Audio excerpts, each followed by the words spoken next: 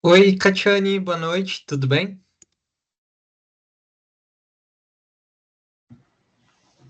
Oi, professor.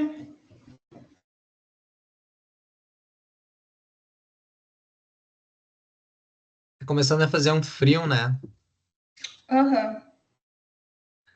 Já mudou Ah, a temperatura, também já fiquei ruim.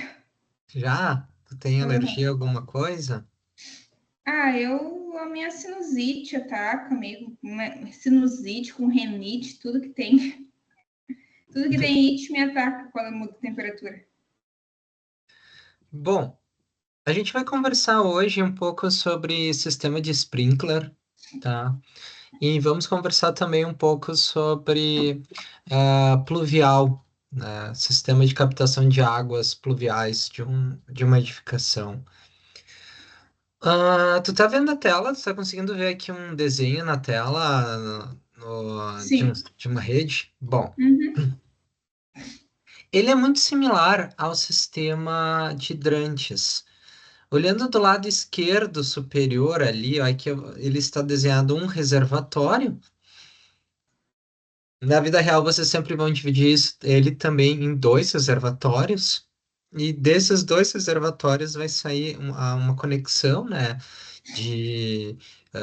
Vai ter uma válvula aqui, e vai vir a água em direção a uma bomba, que é essa bomba que tu está vendo aqui parada. Na vida real também vai ter uma bomba reserva a ela, né? Assim como é no sistema de hidrantes. E aqui no centro, se vocês estão vendo a bomba jockey.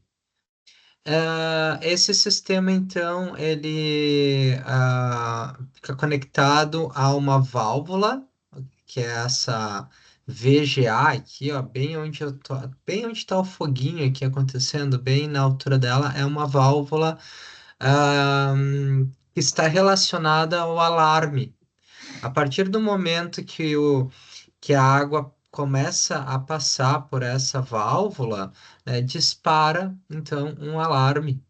E lá em cima vocês estão vendo então os ramais da rede de sprinklers, que são de fato os chuveirinhos.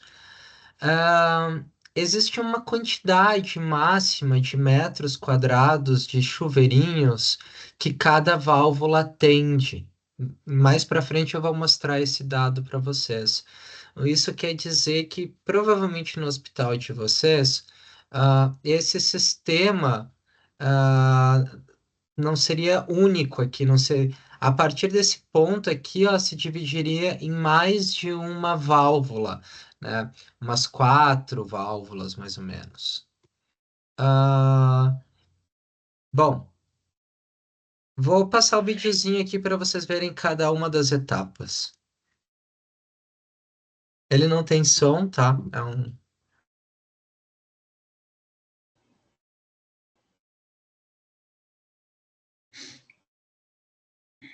Ó, a bomba principal, tá chamando a atenção ali do lado esquerdo, ó. E o painel de controle, que é um painel que vai ficar numa parede, ó. Bomba jockey, que também tem nos hidrantes.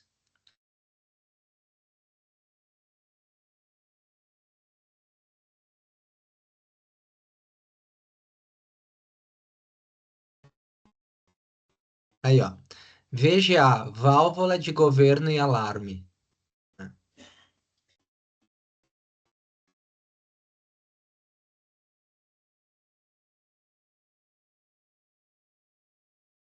E agora ele está mostrando as partes lá dos sprinklers em si. Bom, ele vai dar agora um zoom aqui.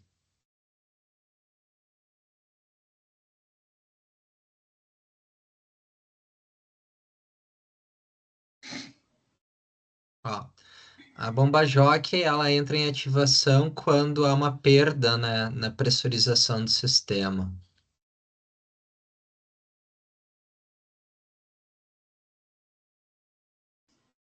Aí tá o sistema do.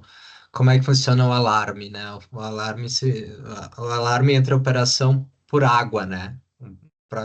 A água faz com que o alarme toque, né? Bom, ah, Aqui tem a área, então, ó, que cada VGA de sprinkler atende 4.831 metros quadrados no máximo. Como eu acho que os hospitais de vocês estão dando ali por volta de entre 15 e 20, né? Eu imagino. Então a gente está falando de umas quatro, ou provavelmente umas quatro VGAs, né? Ah, ou cinco, né? Depende muito da área final que o hospital de vocês está ficando, tá? Aqui, ó, a primeira coisa que a gente pensaria, né? Qual é a capacidade desses reservatórios técnicos? Quantos mil litros de água eu preciso para o sistema de sprinkler? Isso vai aparecer nessa tabela 24 da NBR 10.897, tá? Nessa tabela 24, ela vai falar sobre a demanda do hidrante e a duração desse hidrante, seria 30 minutos, para o risco leve, que o hospital é, tá? Então aqui, ó, vocês descobrem a capacidade, a reserva técnica de incêndio para sprinkler, tá? Então vamos fazer esse cálculo. 380 vezes 30. Então seria 11.400 mil litros destinados a reservatório de sprinkler. E aí seria mais ou menos 12.500 litros, eu acho o reservatório mais próximo que a gente encontra no mercado, né? Então, aqui na tabela 24 vocês descobrem essa quantidade, né, de 1.000 litros que vocês precisam. Nessa NBR também, existe na página 45 dela um dado interessante para vocês sobre área de cobertura. Bom, a distância que vocês vão deixar entre os sprinklers de vocês será no máximo de 4,60 metros, tá? Entre cada chuveirinho.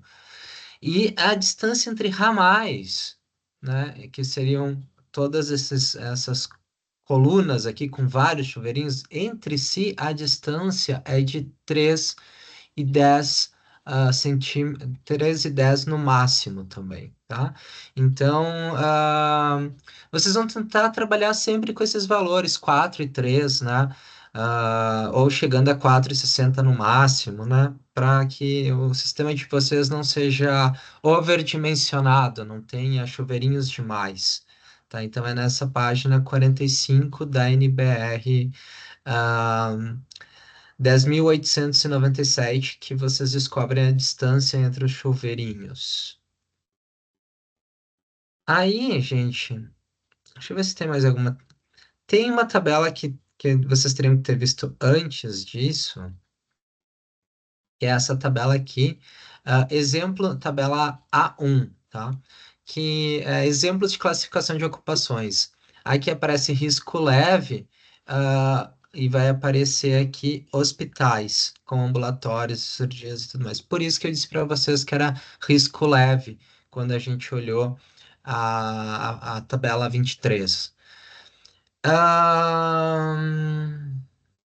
Então, vem daqui.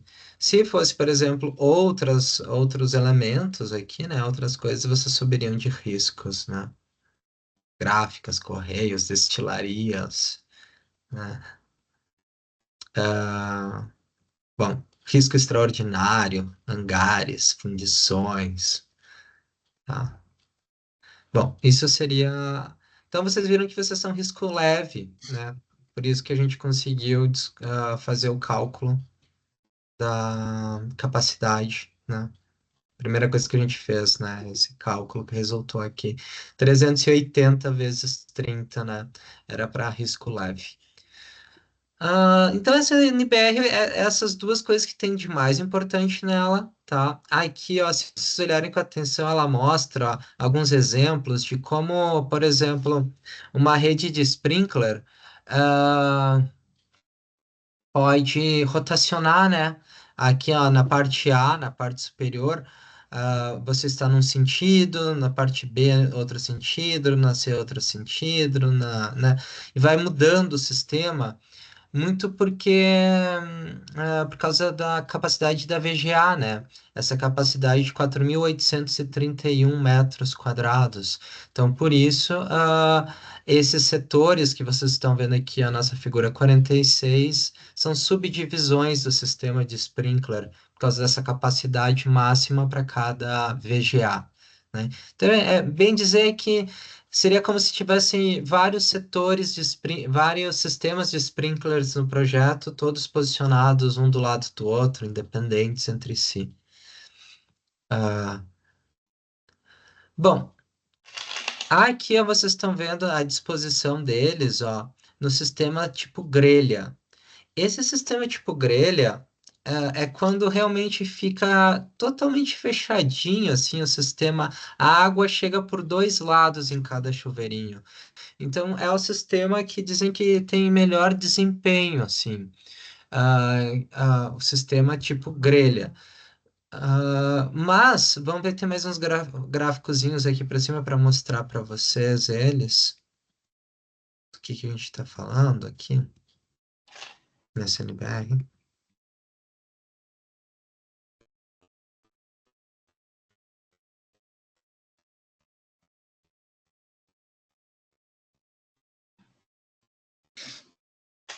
É sempre interessante que vocês leiam toda ela, né, gente? Eu tô só pegando para vocês as partes mais importantes, assim, né?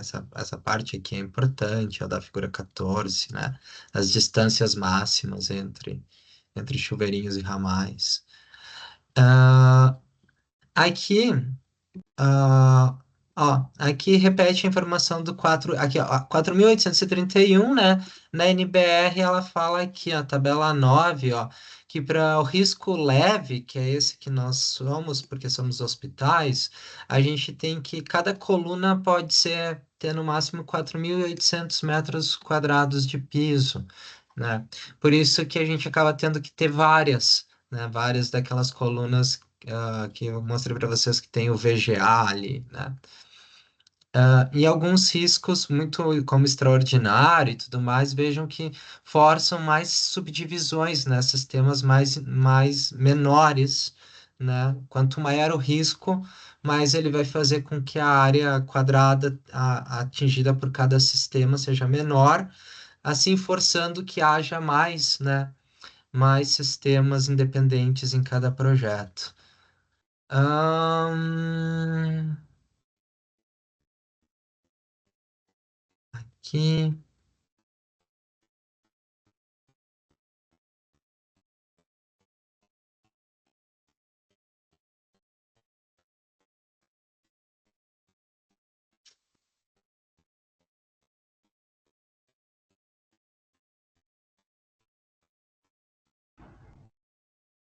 Vamos ver. Tem uns gráficozinhos assim, bem aqui, ó. Então aqui está o desenho do tipo grelha, que é aquilo que eu comentei com vocês, que é quando o sistema se fecha todo e todos os chuveiros recebem água pelos dois lados. O outro sistema é esse sistema aqui, espinha de peixe, que vocês estão vendo, ó, onde de um ramal central saem como, pense num espinha de peixe mesmo, né? Como sai tipo sub-ramais, assim, mas que no fim eles não encontram nada. Então, de cada um dessas costelas aqui da espinha de peixe, ó, vejo que cada subramal termina num último chuveirinho. Enquanto que no sistema de grelha, passando esse último chuveirinho, existe tipo um outro ramal que interliga eles, tá? Então, são os dois sistemas que tem de sprinklers, de rede de sprinklers. E não é muito segredo, não, gente. Assim, é pegar essas metragens que eu passei para vocês, né? Ah, os espaçamentos da página 45, né? Pegar esses espaçamentos aqui, ó, e lançar, né? E lançar tentando deixar deixando no máximo 4,60 m entre cada um. E os ramais no máximo a 3,10 m de distância, né? Reparem que para essas distâncias aqui ele dá já a sugestão para vocês de quanto deixar da parede, né? Se vocês estão trabalhando com 3,10 m entre ramais, deixem 1,80 m da parede. E se estiverem trabalhando aqui com 4,60 m entre os ramais, deixem a 90 centímetros da parede. Mas é um sistema, é uma grelha que é posicionada independente em cima de todo o ambiente, assim, porque a gente precisa que os espaçamentos entre os chuveiros sejam o mais similar possível, né? Sejam o mais similar possível para que eles cubram todos a mesma área, né? E não fiquem espaços em branco na construção. Então, não é um sistema difícil de lançar, né? Vocês vão fazer grelhas, uma grelha no PPC, na planta de PPCI de vocês, vocês vão fazer uma grelha muito similar à que aparece, a que apareceu em algum momento aqui.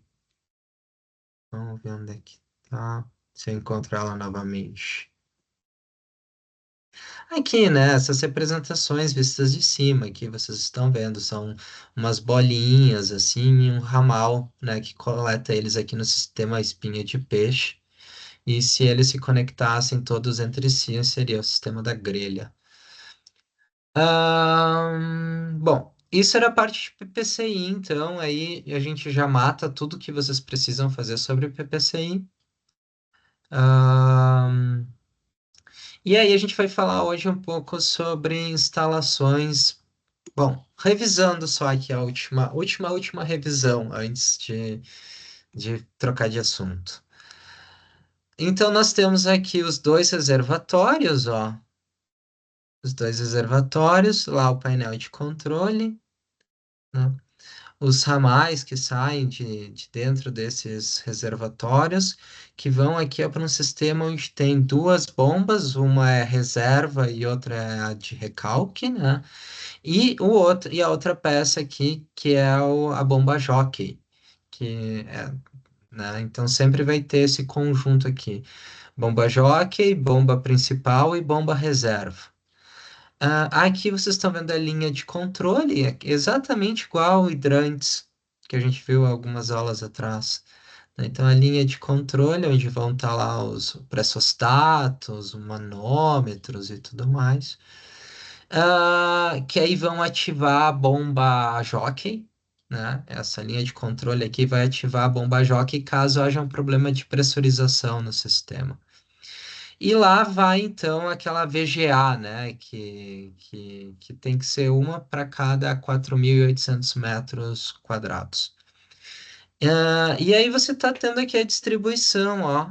Vejam que é uma distribuição do estilo espinha de peixe aqui, né? Essa imagem que vocês estão vendo é um ramal central que deriva em outros ramais. E é isso aqui que vocês vão lançar, né, no projeto de vocês, na planta de PPCI. Ah, Aqui, ó, nessa outra imagem tem eles identificados, mas está em inglês, mas fica fácil também, né, de traduzir water tank, né? A gente consegue traduzir fácil o que que é cada uma dos elementos, tá? Então, isso seria a questão de PPCI. Outro assunto que a gente teria que conversar, turma, deixa eu ver quantos alunos nós temos aqui. Kati e Matheus. Nossa, eu vou ter que puxar a orelha dos outros. Que coisa! Tudo bem, Matheus? Tudo bem, senhor? Que coisa! Coisa chata. Vou ter que chamar a atenção dos alunos que estão faltando. Sorte deles que eu não posso dar falta. Ah, ainda não estou liberado para dar faltas. Hum, bom, voltando aqui, ó, gente, pro pluvial, tá? Vamos começar a falar hoje sobre o pluvial.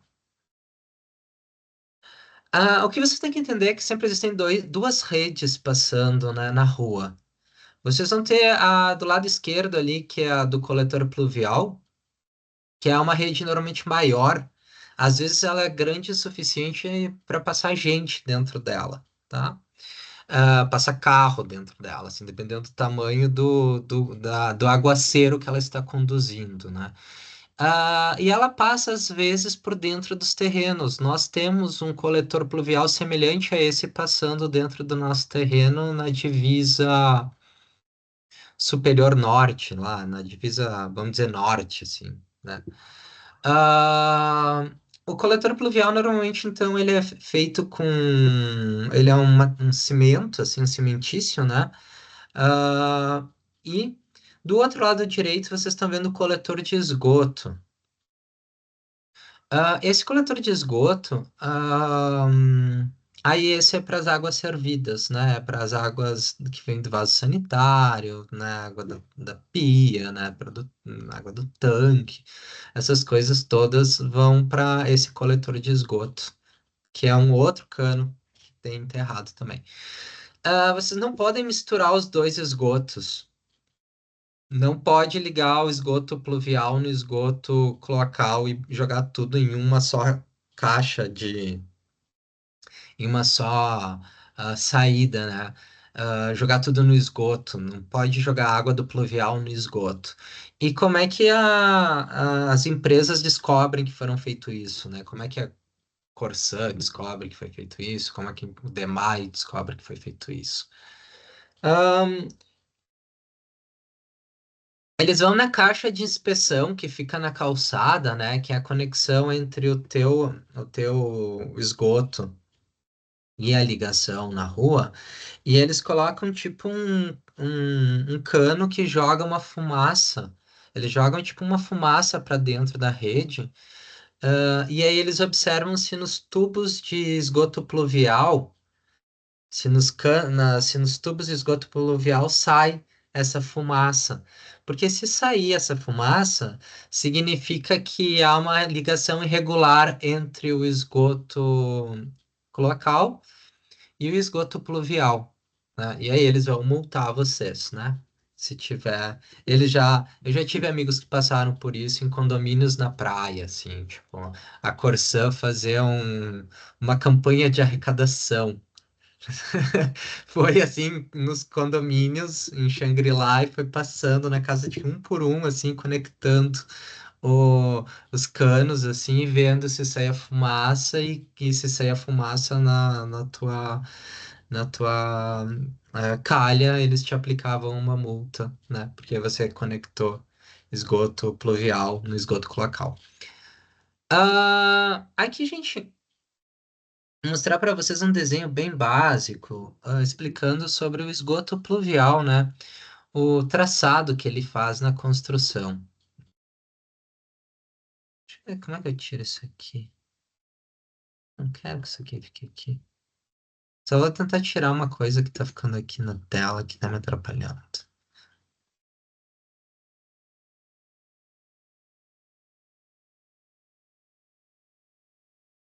Bom, deixa aqui. Aê. Ó, você tem ali a cobertura e em cima está identificado como grelha de cobertura. Ela é a calha, né, gente?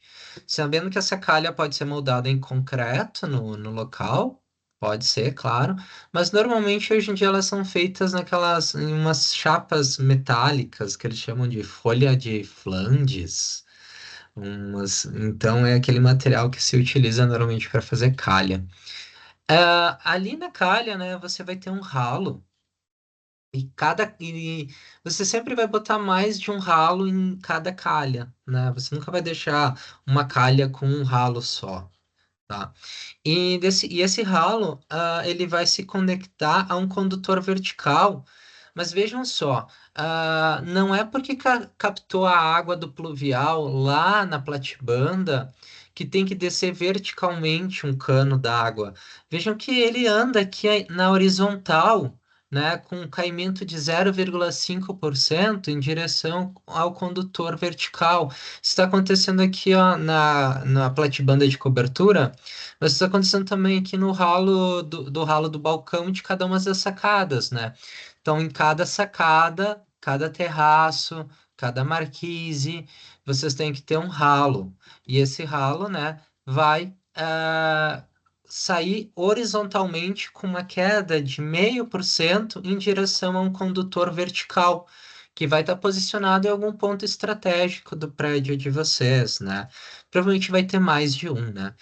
Porque aí o condutor vertical é o que a gente chama muitas vezes de tubo de queda. Ele vai se conectar no chão a um condutor horizontal. O condutor horizontal, é aqueles que vocês encontram no passeio, onde vocês estacionam o carro e tudo mais, vocês veem lá uma caixa, né? Ali, aquela caixa de inspeção é o encontro sempre do condutor horizontal com o condutor vertical. Sempre que o condutor vertical chega no pavimento térreo e sai para fora da edificação, ele tem que ter na cara dele uma caixa de inspeção. E a conexão entre essas caixas de inspeção faz o recolhimento da água do pavimento térreo. Então, além de serem caixas de inspeção, elas também servem como conexão, né? Como T entre a linha horizontal e a linha vertical, entre a prumada horizontal e a vertical. E ainda recolhem a água do pavimento térreo, né? Ainda são ralos do pavimento térreo. Então, esse seria. Vocês estão vendo aqui na figura aqui que tem ó, ralo da área externa, e aí ele se conecta a esse condutor horizontal. As caixas de inspeção também vão ser ralos, né? Porque elas vão acolher a água do pavimento térreo.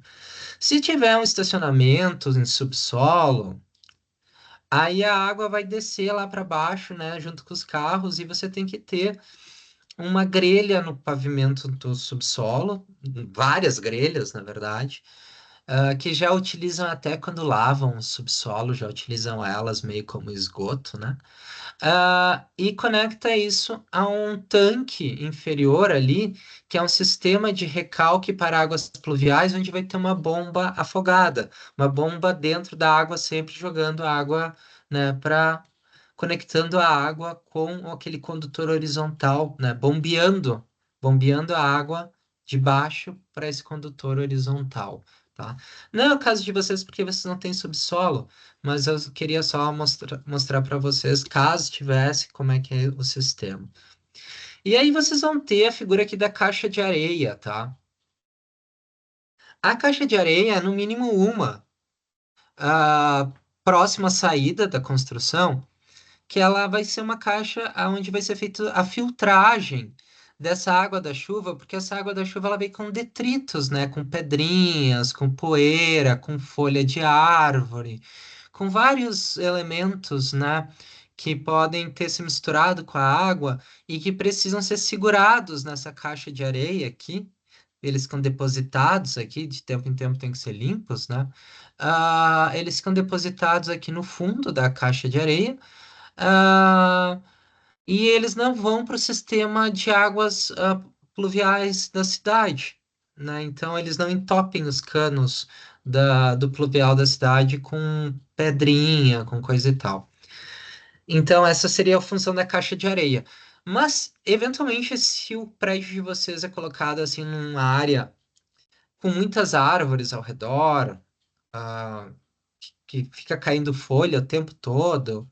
Aí é interessante que todas as caixas de inspeção sejam caixas de areia, porque aí já vai, né, fazendo, já vai filtrando mais essa água, assim, e vai entupir menos, vai segurar mais os detritos, né, porque aí vai ter várias caixas de areia, tá? Ah, a conexão entre a caixa de areia e a rede pública pode acontecer de duas formas. Se não tem um sistema de coleta de esgotos de pluvial, se não tem uma galeria para conectar, vai conectar na calçada, assim, no meio-fio, assim, na sarjeta. Vai sair um cano, assim, d'água na sarjeta, vários, às vezes mais de um cano d'água, jogando a água da edificação na sarjeta, e essa água vai cair no fluxo da rua em direção a alguma boca, algum bueiro, alguma boca de lobo, alguma coisa que vai fazer a conexão, vai pegar a água de toda aquela região. Ou seja, então, a água do pluvial se desloca pela sarjeta da rua. Mas se tiver um sistema, uma galeria enterrada de esgoto, aí vai ter uma caixa aqui na calçada, uma caixa de inspeção, e vai ser feita uma ligação. A prefeitura vai fazer uma ligação entre essa caixa de inspeção e a rede pública, né? E aí já não. Aí joga menos água na sarjeta da rua, né? As ruas ficam com menos água. Ahn, Vamos ver aqui para a próxima. Aqui. Aqui é uma repetição mais ou menos do mesmo desenho, mostrando para vocês a chuva, né? E aí caindo nas calhas de beiral aqui. E depois ela indo para condutores verticais, depois condutor horizontal, depois caixa de areia, depois guia, né, da rua. Como é que funciona o cálculo do pluvial de uma edificação? Vocês vão ter que calcular, fazer dois cálculos diferentes, um para o telhado, para os telhados da edificação e outros para o térreo da edificação, né, para o pavimento de piso dela, né? Então, porque os cálculos vão ser diferentes, né? E por que que eles vão acabar sendo um pouco diferentes? Porque o telhado tem inclinação, né? Ele não. Normalmente o telhado tem essa inclinação e o cálculo para telhado com inclinação é diferente do cálculo para laje plana, em termos de contribuição de água. Então, a primeira coisa que vocês vão ir atrás é a contribuição de água, né? A média dos últimos 5 anos, de contribuição de água para a gente calcular quanto que cada uma dessas águas do telhado vai receber. Também é isso, a gente calcula por água, né? Não seria a contribuição de todo o telhado, é a contribuição dessa água aqui e depois dessa outra água aqui, né? Nesse caso é uma casa de duas águas. Determinado esse número, que seria a vazão, né? A vazão, de litros por minuto desse telhado, é feito o cálculo, da capacidade da calha. Quanto é que essa calha, uma calha que a gente propõe. Vou propor uma calha retangular de 10 centímetros por 15 centímetros de altura. A gente vai fazer a proposta dessa calha. Só que a gente vai ter que fazer um cálculo para definir qual é a capacidade de litros por minuto que é essa calha da vazão e fazer uma comparação com o que está vindo do telhado, se atende ou não atende, né? E a mesma coisa, se é maior ou menor, sabe? Eu encontrei que a contribuição do telhado é 300 litros por minuto. E encontrei que a calha aguenta 350 litros por minuto. Então tá funcionando, porque a calha aguenta mais litros por minuto do que o telhado está jogando nela. E aí depois a gente vai para fazer o cálculo dos condutores verticais, que seriam, né, os tubos de queda pluvial. Sabendo que a gente nunca vai ter apenas um, a gente sempre vai trabalhar com dois, né? Não que a norma não diz isso, tá? Mas isso é boas práticas, assim, profissionais. Sempre com dois, porque se um deles entupir por algum motivo, pelo menos o outro ainda dá conta de tirar um pouco da água do negócio, não é uma tragédia tão grande. Agora, se os dois se tu só tem um e aquele entupir, porque sei lá, por algum motivo um rato morto conseguiu passar pelo ralo abacaxi, que é um ralo que tem tipo uma proteção, justamente para não passar um rato morto por ele, né? Mas na eventualidade de passar, sei lá, entupir, né, aquele tubo de queda e tu ficar sem um tubo de queda para aquela área, né? Então sempre dois. Ahn, Aqui vocês estão vendo as caixas de areia. Do lado esquerdo é uma caixa de inspeção, na verdade, e do lado direito é uma caixa de areia. E aí, elas são colocadas no pavimento térreo toda vez que é uma mudança de direção, toda vez que a tua canalização muda de direção, E toda vez que você tem um encontro assim de condutores, né? Um condutor vertical e um condutor horizontal. Também outro valor que pode ficar um pouco na cabeça de vocês é não ter mais do que a cada 25 metros uma caixa de inspeção. Então, não ter mais que 25 metros sem uma caixa de inspeção. E se houver mudança de inclinação. Que é mudança de inclinação? É que esses canos vocês podem definir depois o caimento deles. O mínimo é 0,5% e vai até 2% na média a inclinação do cano. Então, se por algum motivo, por causa da topografia do terreno de vocês, em algum momento vocês precisem mudar essa inclinação do cano, para uma inclinação mais abrupta, aí vocês não podem fazer essa mudança no meio com um joelho, por exemplo, ou com uma curva. Vocês têm que fazer essa mudança com uma caixa de inspeção, né? Que é o que vocês estão vendo aí. Ahn, Então, assim, O senhor falando agora essa questão de índice pluviométrico, não sei se tu conhecia aquele site que eu mandei, não sei se chegou a ver no grupo, Project I 3E. não vi. Depois tu mostra para nós. Depois eu vou fazer Tá assim. no, Depois que eu ter. tá no grupo ali, eu mandei, se quiser abrir também. Aí ele tem várias condições climáticas em vários estados do Brasil, sistemas de sistemas de paredes, de construção térmica. É voltado para uma construção mais sustentável, assim, mais ou menos assim. Mas ele mostra vários tipos de construção e ali também tem índices de bioclimáticos, essas coisas assim, bem legal. Não sei se tem de chuva aí. Não lembro da índice pluviométrico, não lembro se tem, mas enfim, é de fatores climáticos, né? Bem interessante de saber. Eu vou dar uma Tá. olhada. Eu não vi que tu tinha mandado. Eu vou dar uma olhada. Mandei no grupo ali da aula. É bem legal aquele site. Aqui me vi na cabeça agora que você está falando dessa parte de chuvas, né? É assim, ó, gente. Mostrando aqui um telhado para vocês, tá? Como é que começa o lançamento dele? Bom, vocês vão olhar as águas, né? Vocês vão determinar as águas do telhado de vocês, os caimentos, né? Vocês vão estar trabalhando provavelmente com telhas metálicas do tipo sanduíche, né? Que ela já tem um isolante térmico embaixo e sonoro também, para aqueles dias que chove, né? Não fazer aquele barulhão assim de zinco. Então, são umas telhas sanduíches e elas têm umas inclinações baixas, né? Acho que vai ter inclinação ali de entre 5 a 10%, vai ser as inclinações que vão aparecer, eu imagino. Então, são telhados com baixa inclinação. E assim, vocês nunca vão trabalhar, gente, com laje exposta ao sol, tá? Não vão fazer isso, porque, tipo, a laje, ela vai trabalhar, né? Ela vai receber calor nela, então ela vai expandir, retrair, ela vai fissurar, e vai, onde ela fissurar, vai começar a entrar água, e aí vocês vão ter, sei lá, 15 anos, tem que estar refazendo toda a impermeabilização lá do negócio, 10 anos, sei lá.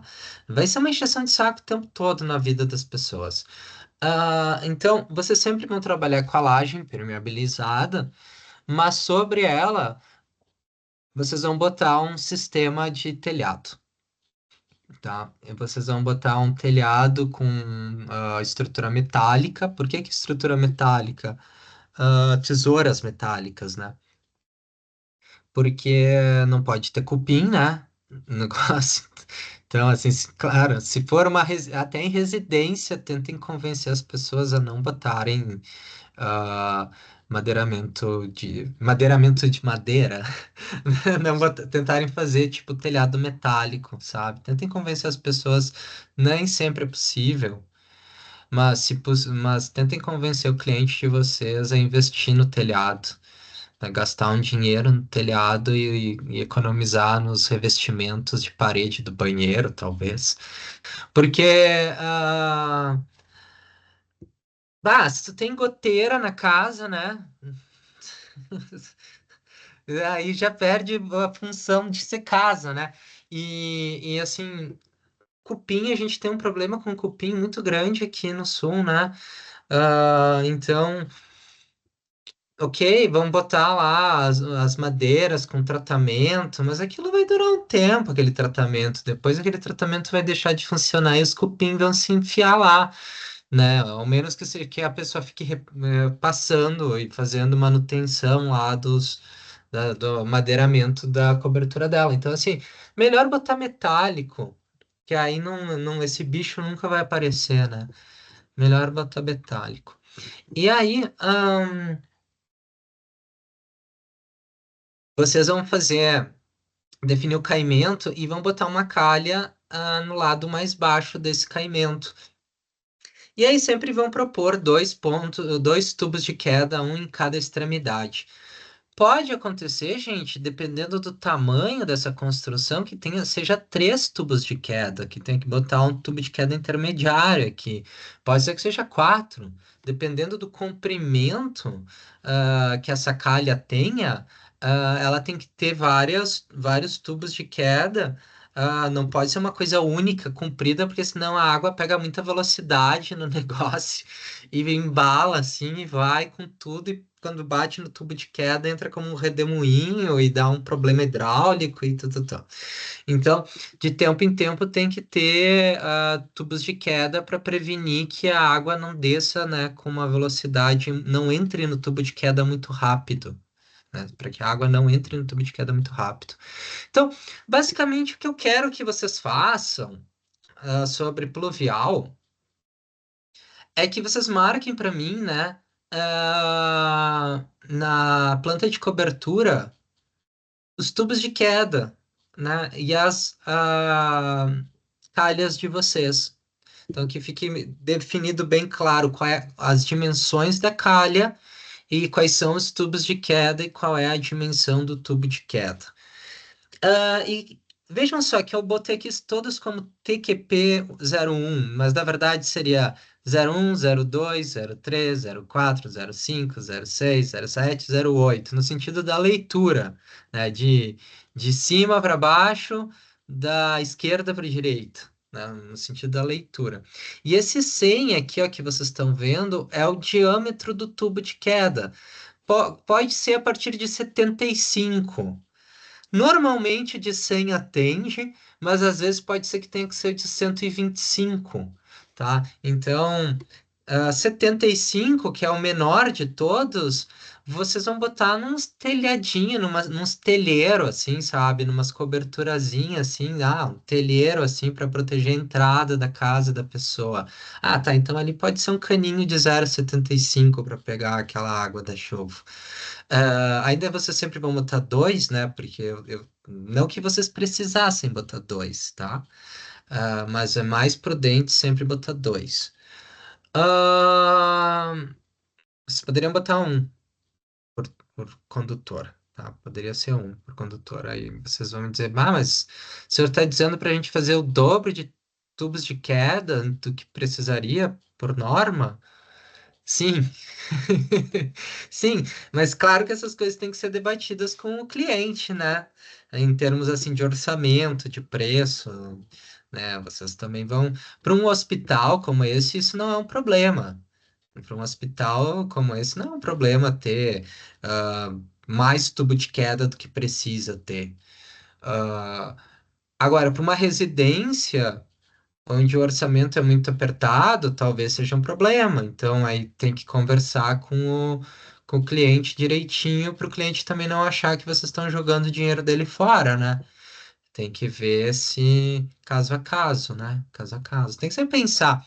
E se esse tubo de queda aqui parar de funcionar, o que que vai acontecer com toda essa água que está aqui?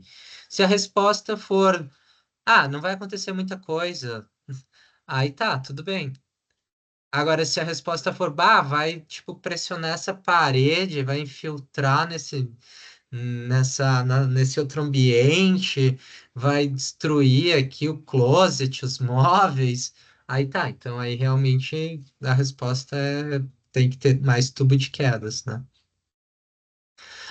O cálculo, né, do cálculo volumétrico da contribuição de cada telhado é dado por essa fórmula, que é igual a I vezes A dividido por 60.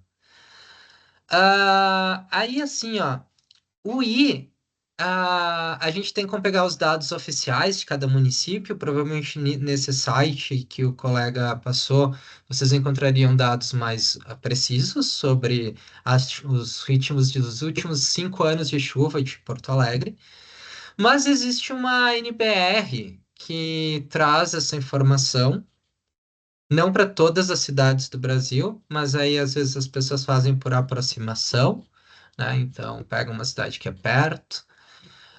Claro que pegar os dados oficiais, hoje em dia tem tecnologia, né, para conseguir esse dado de uma forma mais oficial, né? Mas se precisar pegar, também pega da NBR. E a área de contribuição é a que vai mudar dependendo, da geometria do telhado. Tá, vamos ver aqui o que que seriam essas questões, ó. Intensidade pluviométrica, NBR 10.844 de 1989, tá? Ela vai ter uma tabela, então, onde vai estar ali Porto Alegre, e a intensidade pluviométrica de Porto Alegre pega sempre esse valor de 5 anos para os cálculos, é o que todo mundo pega, tá? Ah, então aí vocês vão ter esse número 146, esse é o I, né? 146 milímetros por hora, tá? Intensidade pluviométrica. E aí tem que ver que é o tipo, né, da geometria do telhado de vocês. No tipo A, é para os ralos do piso, né? Para os ralos do piso ou para os ralos de um terraço, de uma sacada, ou assim do realmente do piso do pavimento térreo, né? Os ralos que coletam a água da chuva que cai no pavimento térreo. Ali é só fazer a fórmula, né, de lado de um lado vezes o outro lado, né? Lado maior aqui num retângulo, então lado A vezes lado B, né? Para saber tamanho de área de contribuição de cada um desses condutores aí vão receber nesse piso. Agora, quando vocês trabalham com um telhado, vocês não podem multiplicar só A vezes B. No lado menor aqui, vocês vão acrescentar também, vão adicionar a altura, metade da altura. Então, se o telhado tem 1 metro de altura, vocês vão adicionar 50 centímetros, né? H dividido por 2, adicionado a essa medida em A. Então, por quê? Porque por causa da inclinação, né? Por causa da inclinação. E veja bem, quando você faz o cálculo da água da chuva aqui, ó, para uma superfície plana horizontal, você tem que dar uma olhada no que tem do lado, né, dessa superfície, porque assim, ó, existe a água que bate na parede do prédio e cai aqui, ó, no térreo, né? Então, assim, você tem uma água que cai verticalmente, uma água da chuva que cai verticalmente nesse piso, mas você também tem uma água da chuva que bate nessa parede A1 e nessa parede A2 e escorre para esse piso, contribuindo também para a área do coletor horizontal do pavimento térreo. Então pensem assim, vocês têm como área de contribuição o telhado, depois as marquises, as sacadas, as lajes, né? Ah, e vocês têm também o piso do pavimento térreo, mas vocês também têm a parede, né? A parede da construção onde a água da chuva bate inclinada e escorre para o pavimento térreo. Então, essa água também tem que ser captada. Então, vejam, aí está um dos truques para vocês entenderem o cálculo pluviométrico, tá? Que vocês sempre vão ter isso aqui, ó. Vocês vão sempre ter essa situação aqui, ó, de usar essas três fórmulas, porque o prédio de vocês a água vai bater no prédio de vocês e vai cair no terreno, né? Então não tem como não ter essa situação que está acontecendo aqui embaixo, tá? Mas, enfim, fazendo uma simplificação aqui, vamos começar pelo mais fácil, que seria a área do telhado. Então, vejam, vamos pegar aquelas duas águas ali da esquerda. Elas têm 2,50 m por 5 metros e 1 metro de altura, tá? Então, 1 metro de altura é a altura da comieira. 5 metros é o comprimento, aqui é o tamanho da calha, e 2,5 m é a menor distância. Então, a minha fórmula da área vai ser 2,5, né? 2,5, que é a menor distância, mais metade da altura, mais 1 metro dividido por 2, que seria 0,5, né? 0,5 metros, vezes 5, né? Que é a outra distância, que é o comprimento. Então, aqui a gente encontra, ó, 12 metros, 12 metros quadrados de área de contribuição. 12 metros quadrados. Vejam só, se eu pegasse 2,5 vezes 5, eu encontraria 12,5 metros quadrados. E o que eu tenho, na verdade, é 15 metros quadrados, tá? Por causa dessa deformação, dessa inclinação, vamos dizer, a mais, desse plus que eu tenho que colocar por causa da inclinação, tá? No cálculo. E aí, 146 é o valor que a gente viu lá na NBR como valor pluviométrico, 156 milímetros por ah, algum hora, minuto, não me lembro. Depois a gente olha ali de novo. É por 156 minuto. por minuto. 156 milímetros por minuto. Então, 156 vezes 15, dividido por 60, a gente encontra que a contribuição desse telhado é 36,5 litros por minuto. Então, qual é o próximo passo a partir daqui, gente? Próximo passo é a gente calcular o outro telhado, obviamente, telhado daqui do lado direito, mas a gente calcular a capacidade que essa calha tem de receber água. Esse seria o próximo passo, tá? A capacidade que ela tem e comparar com esses 36,5 litros por minuto. Ver se a vazão dessa calha é superior a 36,5 litros por minuto. Esse é o cálculo que se faz. E aí, como é que a gente começa? Olha só. Aqui, ó, só para mostrar para vocês como é que seria. Opa! Só, deixa eu só tirar uma coisa aqui que eu tenho que não apareça. Aqui. Bom, aqui, ó, gente. Se vocês calcularem esse outro telhado aqui, ó, se esse outro telhado tivesse 5 metros por 5, vamos dizer, se fosse um quadrado, não é, mas se fosse um quadrado, 5 por 5. Então, seria 5 do menor lado mais 0,5, né, da altura, a altura dividido por 2, vezes 5, daria 27,5 metros quadrados de área de contribuição. Multiplicando pelo mesmo 146 milímetros por hora, e aí a gente encontraria 66,92 litros por minuto, tá? Que seria a contribuição desse telhado maior. E aí, gente, uma dica que eu vou dar para vocês, aqui embaixo, essas duas observações que tem não estão na norma, tá?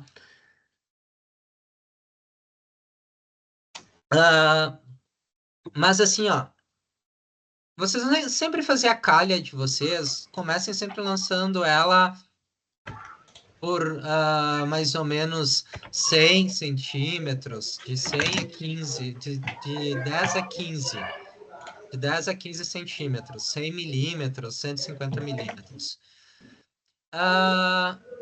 Alguém está com o microfone ligado, vou ter que pedir para desligar o microfone. Não, é o meu, é o meu. Tá. Aí assim, ó, aqui essa questão, ó, se vocês trabalharem com uma calha de 100, mais ou menos, gente, ah, considerem que por volta de cada 90 metros quadrados de telhado vocês vão ter um tubo de queda, tá? Isso poderia ser uma olhada, assim, um olhar sobre a metragem quadrada. Outro olhar que vocês podem ter é relacionado à metragem linear de calha, né? Então, pensando assim, entre cada 10 e 20 metros quadrados de calha, 10 e 20 metros lineares de calha, vocês terem um ralo, e obviamente, se vocês tiverem um ralo, vocês vão ter um tubo de queda pluvial.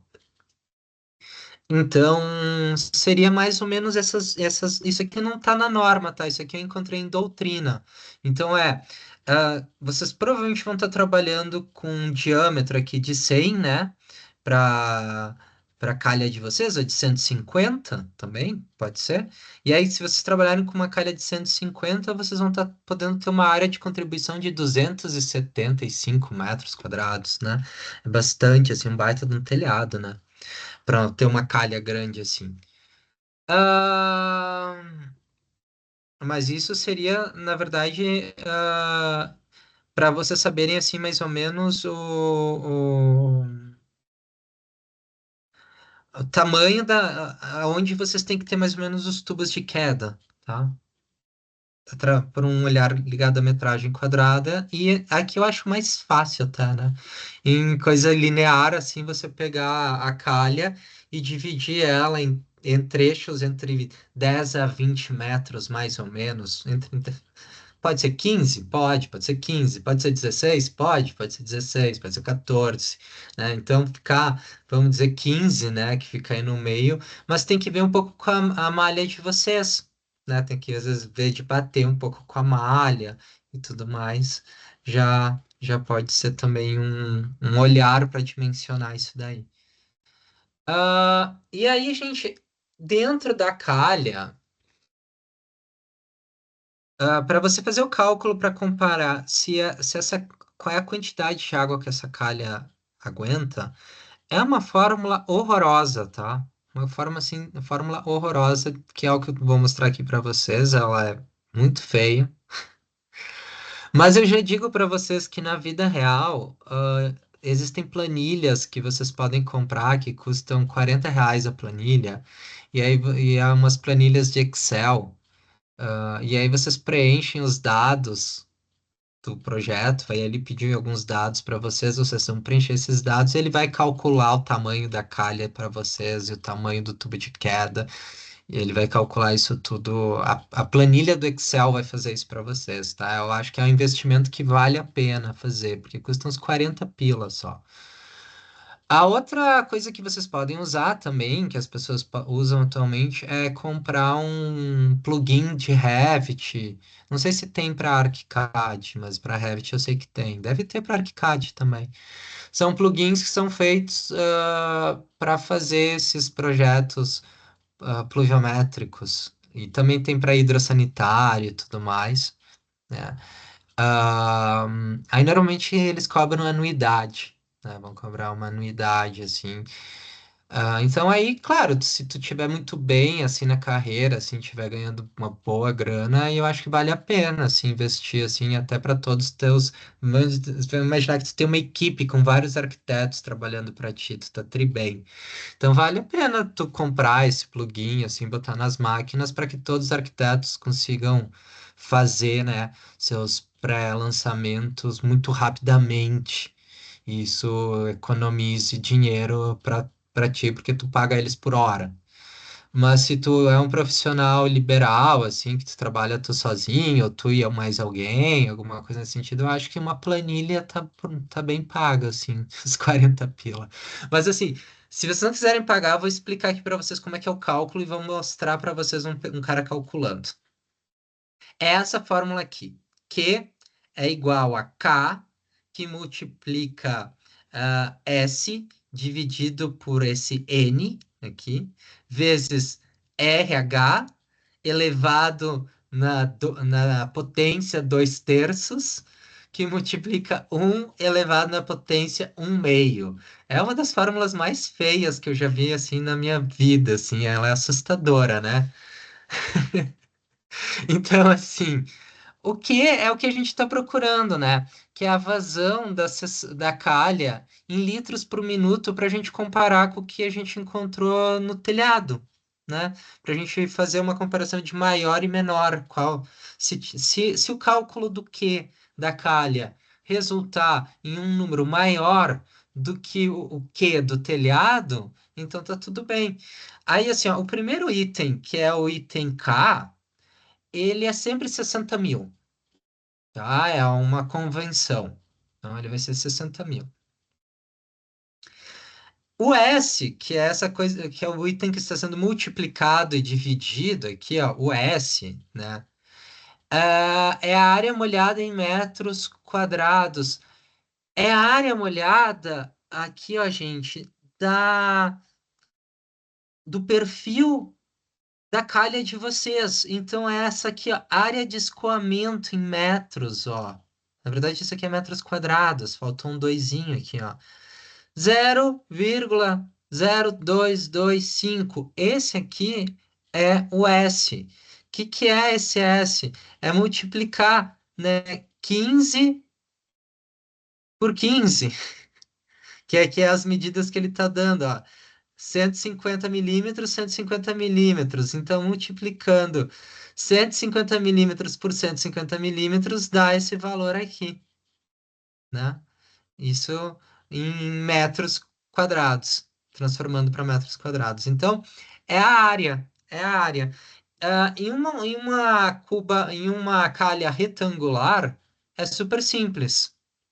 Agora, se é uma forma trapezoidal, aí você tem que usar, tem que entender um pouco de aritmética lá das formas de, né? Tem que fazer um trapézio, calcular em cima de um trapézio, né? Se for uma calha assim circular, também vai pegar uma outra fórmula de cálculo de área, vai ser a metade de um círculo, né? Então a área vai mudar, né, conforme essa área de escoamento aqui, né, conforme o formato. Então, é bom encontrar um desenho de calha que já forneça essas informações para vocês, né? Então, aqui eu já botei da 15 por 15.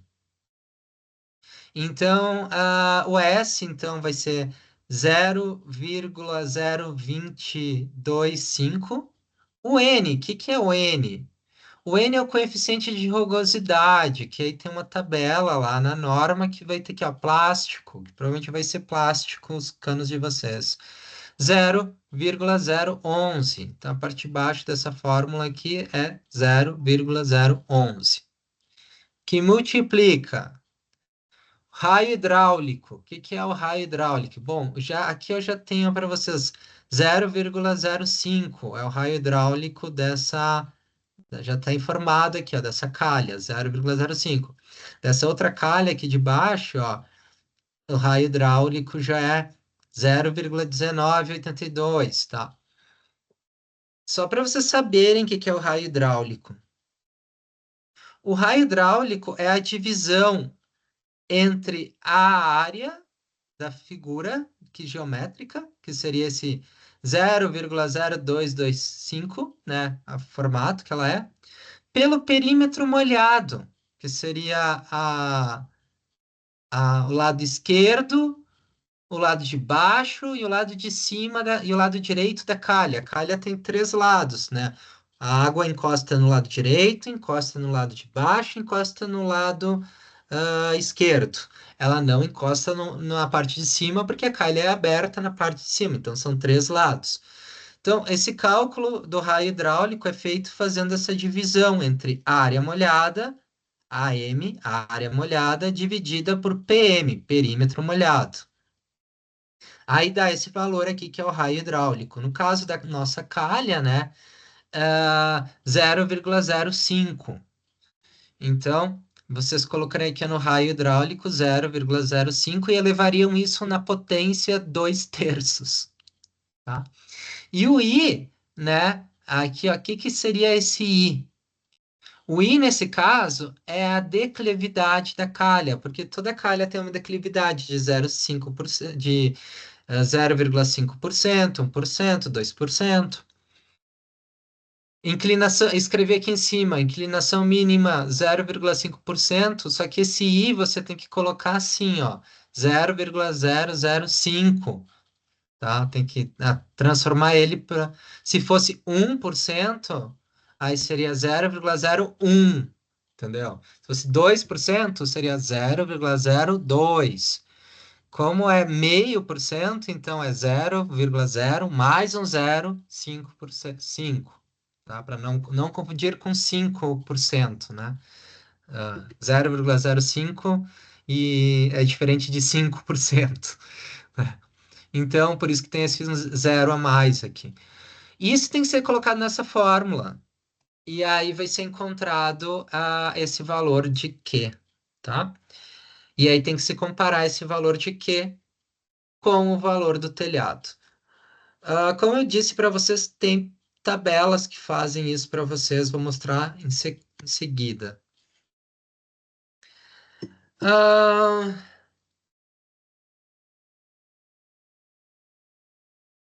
quando vocês determinam assim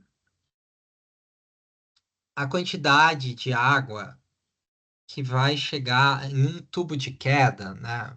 Vamos imaginar que vocês cheguem ao valor que está ali ó, do lado direito, né? 1.000 litros por minuto, né? 1.000 litros por minuto vão chegar naquele tubo de queda.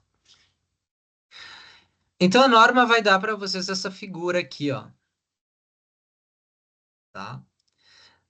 Vocês vão ter que definir, vocês vão ter que dar mais duas informações para vocês poderem usar esse ábaco. Essa figura se chama ábaco.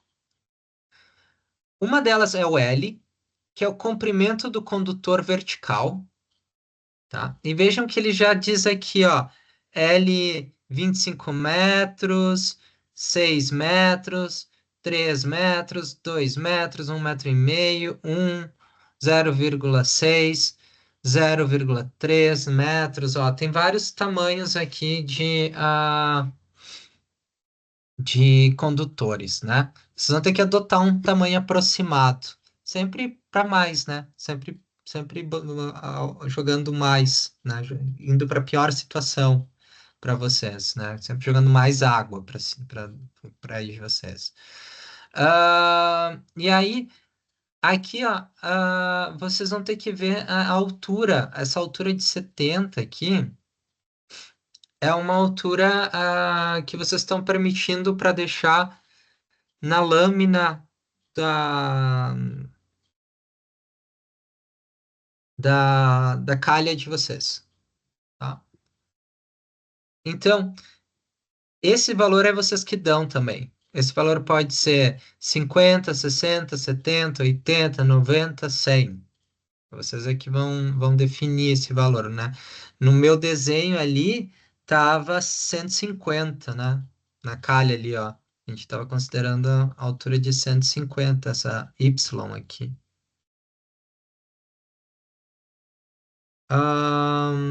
Valor de Y, 150. Então, era essa altura que a gente estava considerando. Nem tem aqui, ó, 150. Seria. Aí teria que. Ó. Mas, enfim. Você escolhe esse cano 1.000 aqui, ó, e vem subindo com ele. E aí você vai encontrar das duas informações primeiro. Primeiro encontramos 6 metros, né? O comprimento do condutor vertical. Ok, primeiro encontramos 6. Então a gente continua até encontrar o próximo, ó, subindo verticalmente até encontrar, né, essa barra aqui, ó, dos 70 milímetros, ó. Tá pegando bem aqui, ó. Então eu vim com ele, eu fui lá no 1.000, né, da vazão e subi verticalmente. Cruzei a primeira linha que eu encontrei, que foi essa dos 6 metros. Então eu vou atrás da segunda, que no caso aí foi a altura da lâmina d'água, que é 70 centímetros aqui. Ó, que foi considerado para o cálculo dessa calha. E aí você vem aqui para a esquerda, ó, e vai dar o tamanho do tubo de queda mínimo. 90, tô dando aqui, ó. 90 milímetros interno. Seria o tamanho mínimo do tubo de queda de vocês. Aí, no caso, não vai ter 90 no comércio para vender, vai comprar de 100, né? Então, é assim que tu escolhe aqui, ó, do lado esquerdo, ó, 50, 60, 70, 80, 90, 100, 110, 120, 130, 140 ó, milímetros de diâmetro, é o diâmetro do tubo de queda pluvial de vocês. É o tubo é o tamanho, é o resultado. E para vocês acharem o resultado do tubo de queda, vocês começam encontrando primeiro aqui embaixo a vazão em litros por minuto. Às vezes vocês vão ter que botar um ponto médio, né? Aí é fácil quando bate tipo assim 1.000, 1.200, né?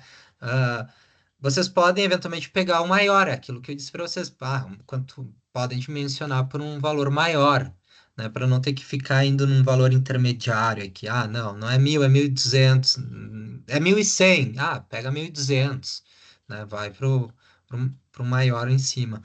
Poderia acontecer, né, de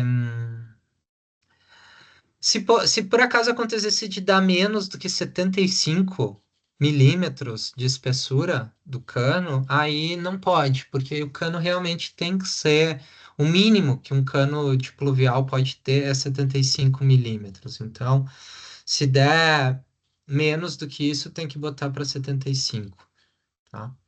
Bom, vamos ver os caras calculando isso aqui, para ficar mais claro do que eu tô falando.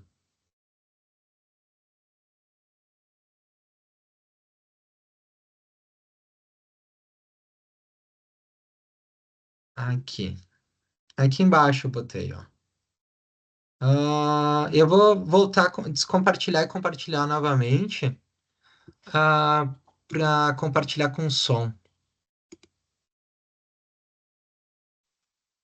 Pronto. Então vamos ver o cara calculando uma calha, tá? Primeiro a gente vai ver eles calculando aqui uma calha, depois eles calculando aqui um duto pluvial, um tubo de queda pluvial, vertical, né? E aqui eles usando a tabela, tá? Então a gente vai ver eles fazendo a mesma coisa de três formas. Primeiro manualmente e depois na tabela. Olá pessoal! Nesse vídeo irei ensinar como é feito o dimensionamento de calhas. As calhas são elementos que têm a função de captar a água da chuva que precipita sobre o telhado, e direcioná-la até o condutor vertical, também conhecido como tubo de queda. Para realizar esse dimensionamento, precisamos apresentar inicialmente alguns conceitos básicos da hidráulica. O primeiro deles é o de área molhada, que é a área da seção transversal da calha preenchida por água.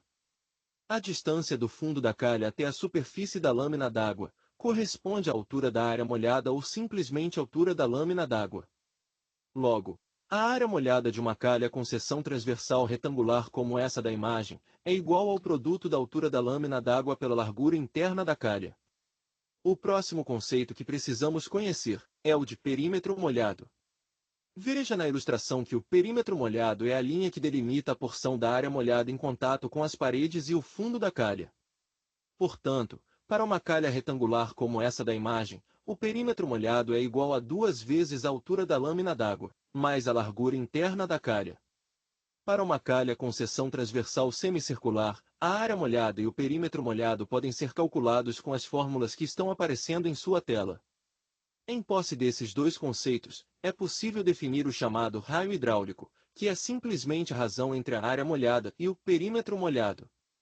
Agora que já sabemos o que é área molhada, perímetro molhado e raio hidráulico, podemos partir para o cálculo da capacidade de vazão da calha.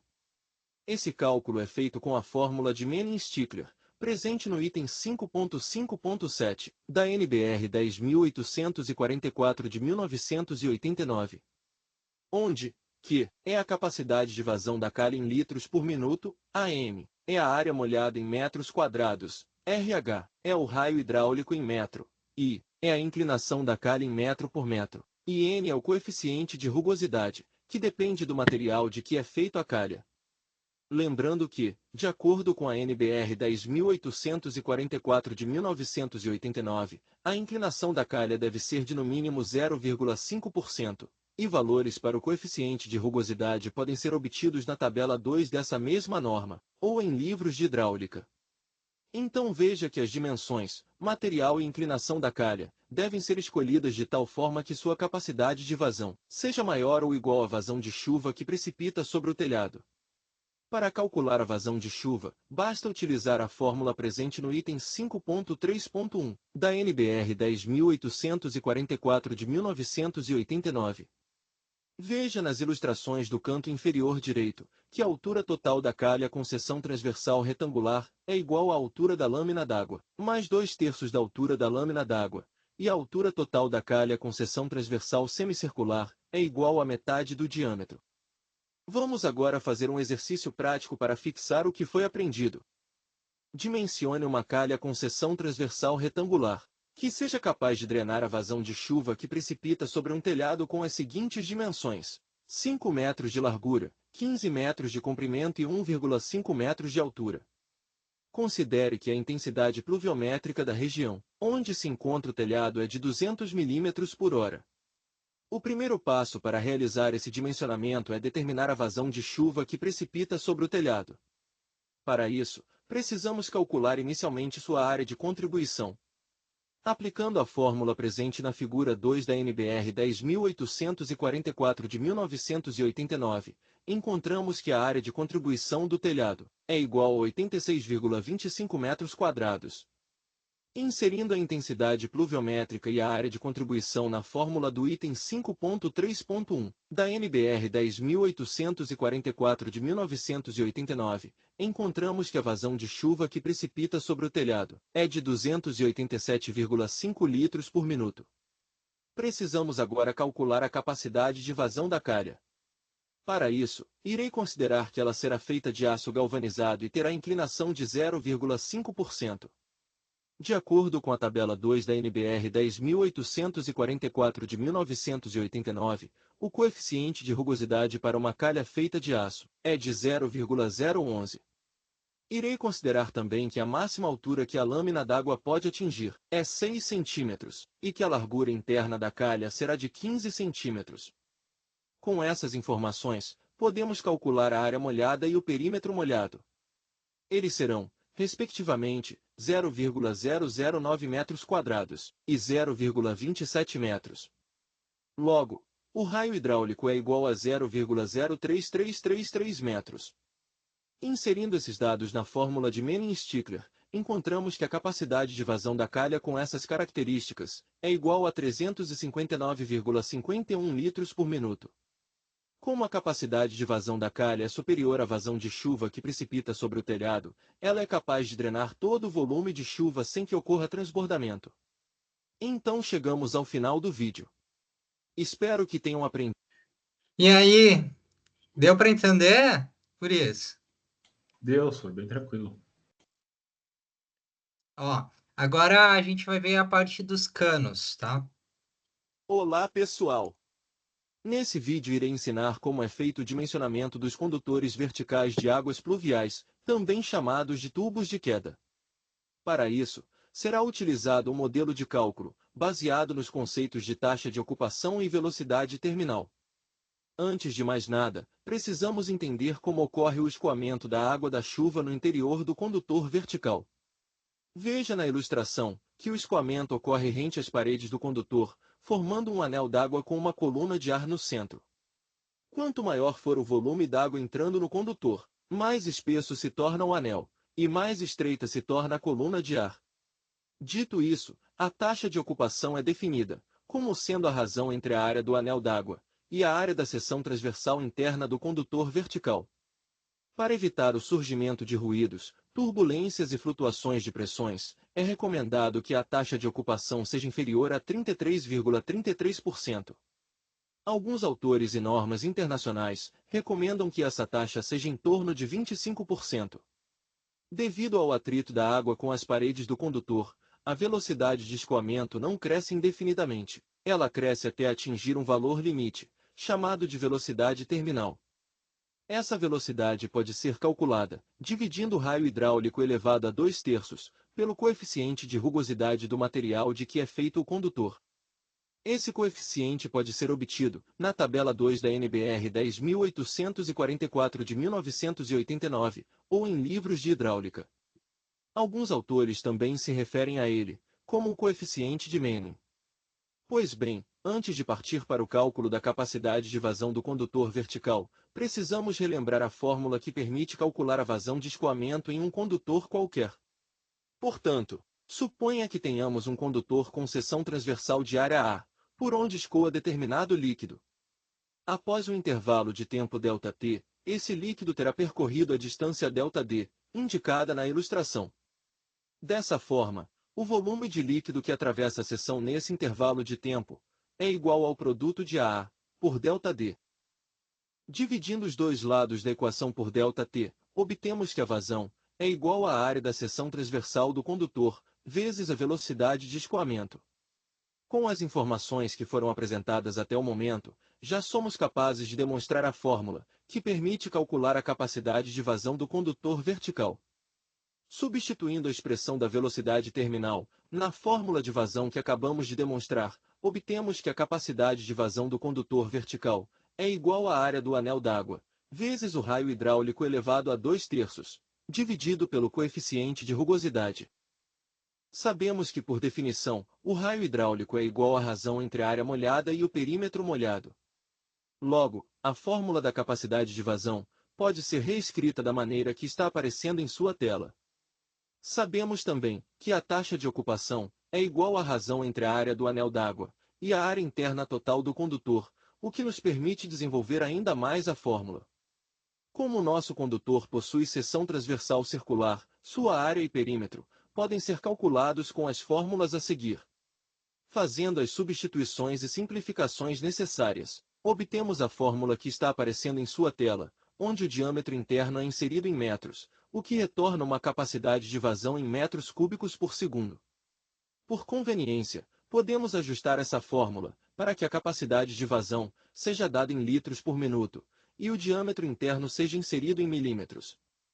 Dessa maneira, obtemos a fórmula a seguir. Para que o condutor vertical seja bem dimensionado, sua capacidade de vazão deve ser maior ou igual à vazão de chuva que precipita sobre o telhado, e que é direcionado até ele, através da calha. Vamos agora fazer um exercício prático para fixar o que foi aprendido. Dimensione um condutor vertical, que seja capaz de drenar a vazão de chuva que precipita sobre um telhado com as seguintes dimensões: 5 metros de largura, 15 metros de comprimento e 1,5 metros de altura. Considere que a intensidade pluviométrica da região, onde se encontra o telhado, é de 200 milímetros por hora, e que por imposição da arquitetura, a calha deve conter apenas um condutor vertical. O primeiro passo para realizar esse dimensionamento é determinar a vazão de chuva que precipita sobre o telhado. Para isso, precisamos calcular inicialmente sua área de contribuição.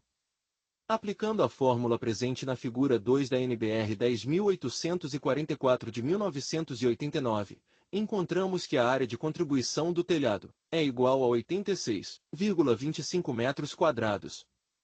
Inserindo a intensidade pluviométrica e a área de contribuição na fórmula do item 5.3.1 da NBR 10.844 de 1989, encontramos que a vazão de chuva que precipita sobre o telhado é de 287,5 litros por minuto. Precisamos agora calcular a capacidade de vazão do condutor vertical. Para isso, irei considerar que ele será feito de tubo de PVC com diâmetro interno de 100 mm, e terá uma taxa de ocupação de 25%. De acordo com a tabela 2 da NBR 10.844 de 1989, o coeficiente de rugosidade do plástico é de 0,011. Inserindo esses dados na fórmula que demonstramos nesse vídeo, encontramos que a capacidade de vazão do condutor vertical com essas características é igual a 363,37 litros por minuto. Como a capacidade de vazão do condutor vertical é superior à vazão de chuva que precipita. Então vocês viram que ele deu toda uma volta para explicar como é que constrói essa fórmula do condutor vertical, né? eu acho que mais assusta do que explica, mas para quem eu acho que quem gosta de física, né, deve ser maravilhoso ver a fórmula se desenvolvendo assim na frente, assim, multiplica isso por isso, vai fazendo as trocas ali, vai misturando as fórmulas e vai chegando nessa fórmula aqui que vocês estão vendo. Vocês vão ter que colocar basicamente ah, esse dado aqui, ó, que veio esse 25% aqui, ó, que tá 0,25, ó, que é relacionado à quantidade, né, a porcentagem do cano que vai estar ocupado, né? Então, ou seja, o cano ele não fica 100% ocupado pelos cálculos, né? O cálculo é até 25% dele. E ali foi uma doutrina que ele disse, né? Ele disse pode ser 25% ou pode ser 33%, né? Ele disse autores internacionais recomendam 25%. E aí ele está fazendo com 25%, mas ele deixou claro que poderia ser 33%. Aí também é o chamado coeficiente de cagaço também, que é se você tem duas opções, faz sempre a opção que mais segura, né? Nesse caso seria A 25. pior. É a Vai pior. pela pior. É o coeficiente de cagaço. Ele funciona sempre. Sempre que vocês trabalharem com coeficiente de cagaço, as coisas funcionam. E vocês não se complicam. Então é aqui 0,25 e esse outro dado 100 aqui, ó, que é o D, né? Esse D, ele pegou é o diâmetro mesmo, né? É o diâmetro interno aqui do cano, né? 100 milímetros, 10 centímetros, né? E o N é aquele. A gente viu lá na tabela que plástico e alguns outros itens é 0,011. Por isso que está dividindo tudo aqui por 0,011, né? Ahn, Deixa eu ver. E de onde ele pegou esse outro valor aqui? Tu te lembra, Matheus? 0, isso aqui é da fórmula ou isso aqui ou ele que deu? Não lembro, senhor. Deixa eu ver se é da fórmula isso aqui.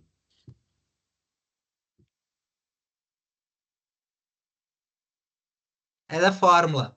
Ó, é da fórmula, é um coeficiente, ó, 0,000187. Esse valor. Então, aqui está o cálculo, ó, para tubo de queda, para calcular diâmetro de tubo de queda, tá? Toda essa outra coisa que ele fez aqui foi para explicar como é que ele chegou nessa fórmula aqui. Por isso que eu disse que, eu acho que mais confunde do que, quer dizer, é interessante, mas assim. Aqui está o que vocês precisam saber, né? Então, esse primeiro valor, ó, já é fixo, tá?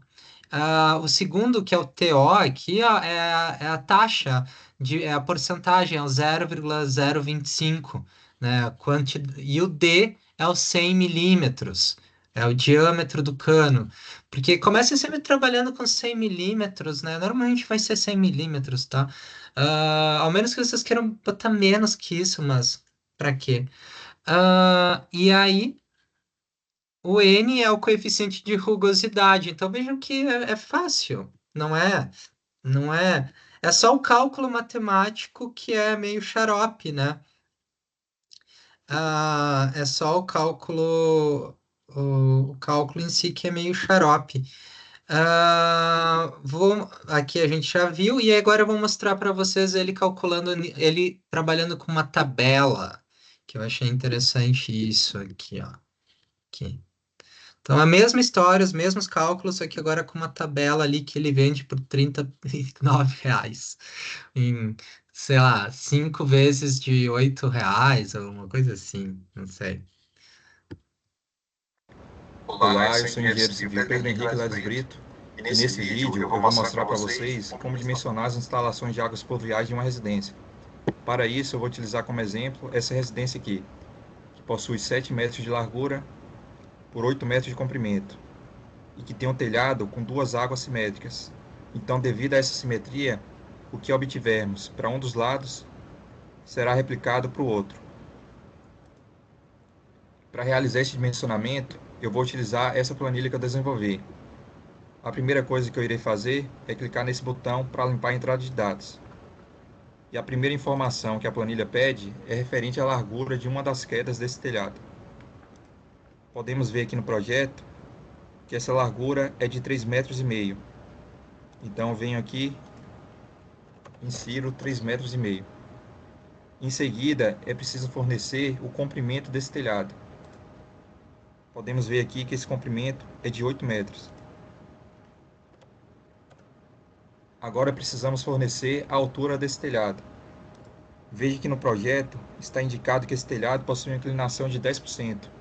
Isso significa que a cada 1 metro, esse telhado tem uma queda de 10 centímetros. Como a largura da queda desse telhado é de 3,5 metros, isso significa que a diferença de nível entre esse ponto e esse outro ponto aqui é de 35 centímetros, ou 0,35 metros. Essa é a altura que precisamos informar aqui nessa célula. Precisamos informar agora a intensidade pluviométrica da região onde será construída essa casa. Podemos conseguir essa informação através do serviço de meteorologia, ou então utilizar os valores de referência presentes na tabela 5 da NBR 10.844 de 1989, que trata das instalações prediais de águas pluviais.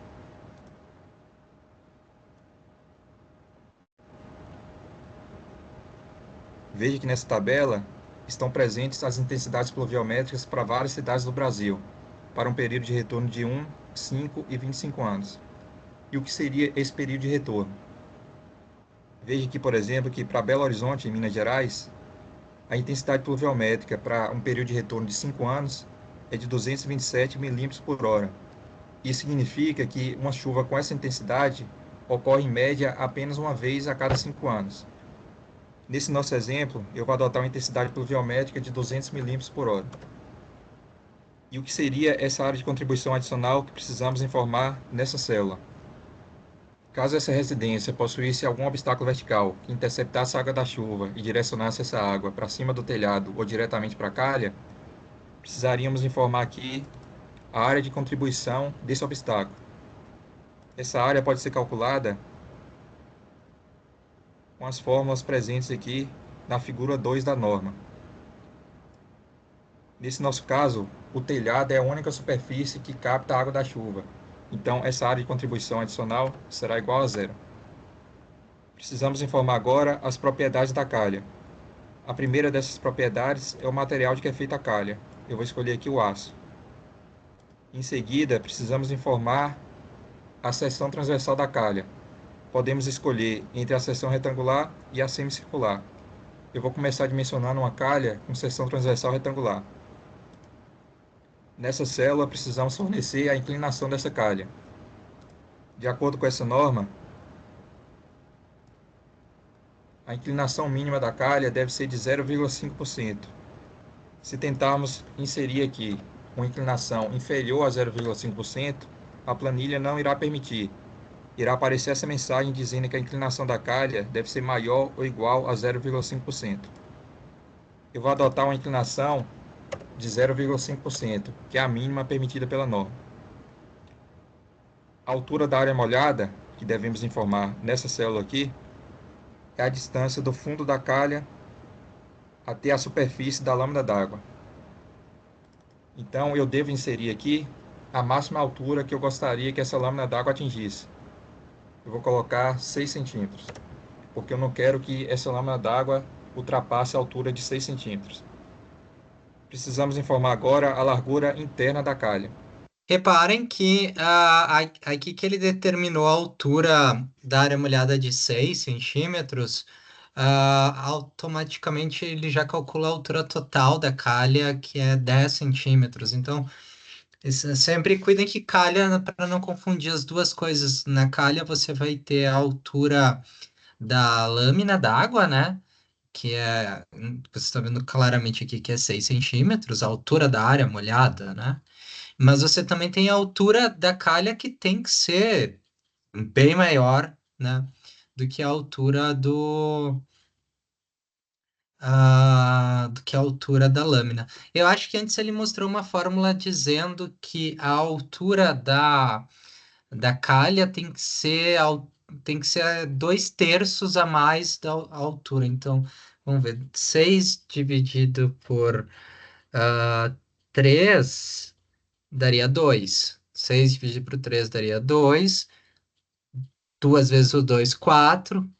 6 mais 4, 10. É assim que chega esse cálculo. O cálculo que está acontecendo é o seguinte: é a altura da água somada de 2/3, né? Então você pega essa altura, divide por 3, vai encontrar uma unidade, multiplica por 2, 2 unidades e soma a altura, por isso está dando 10. No caso, 2/3 de 6 é 4. 2/3 de 6 é 4. Então, a altura total da calha vira 6 mais 4, tá? É um bom valor para vocês considerarem de altura 6 centímetros. Vou colocar uma largura interna de 20 centímetros. Veja que uma calha com essas propriedades que informamos possui uma capacidade de vazão, que é mostrada aqui nessa célula, de 518,54 litros por minuto, que é superior à vazão de chuva que precipita sobre o telhado, que nesse nosso exemplo é de 98 litros por minuto.